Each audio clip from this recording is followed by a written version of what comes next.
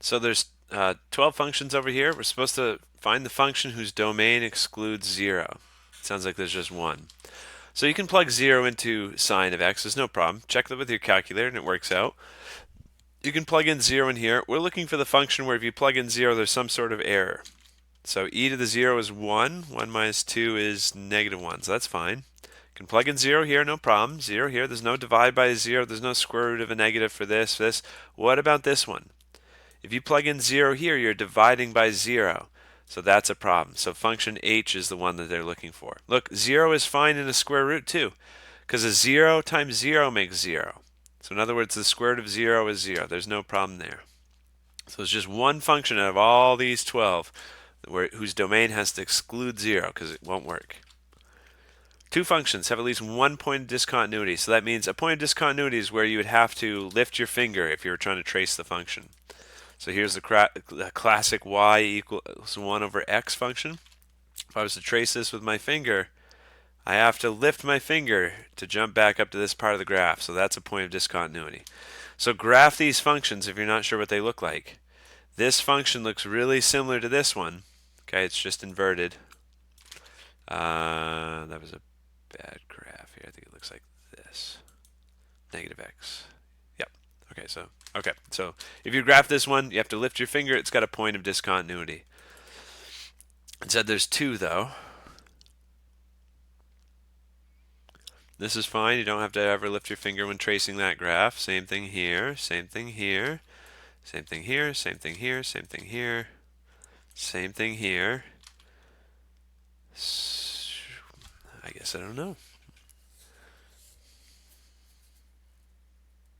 Oh, the integer function. This is one I just never use. Look, if you graph this function, which you could, I think if you type in int in Desmos, it'll do it. But the integer function is a step function. It looks like this. So for x plus 1, if you plug in 0.5 for x, 0.5 plus 1 is 1.5. So I picked a random number just to see what kind of y value I get. If I plug in 0.5 into this function, I get int of 1.5. And the integer function is a rounding down function. So that's saying you're going to have a straight line between these two places.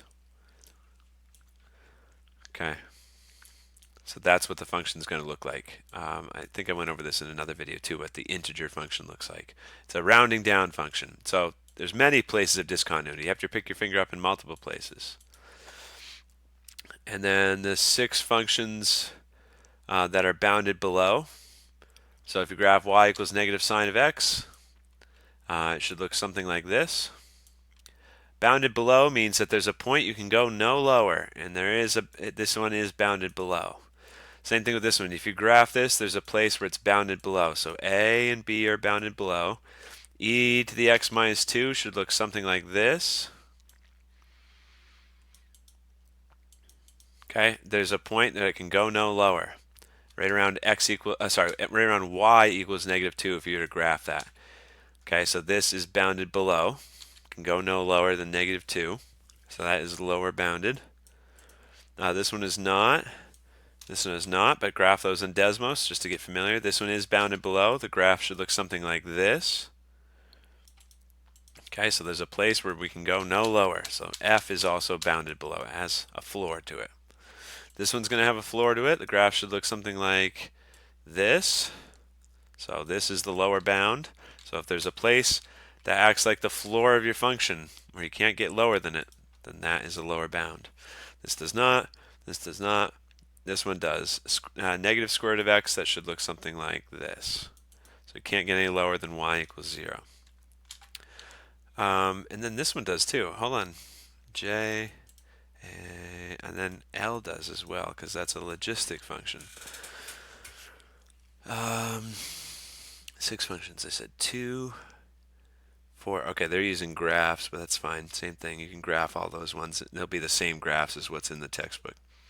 10, 11, 12. Those are all fine. What is it missing? Oh, I messed up. I forgot negative square root of x. I messed that graph up. That one's not bounded below. Negative square root of x actually looks like this. So it keeps getting lower. Okay, so that one has no lower bound. So I tried to graph these in my head really quick and I was wrong about this one. So graph those in Desmos, list the ones that meet those criteria.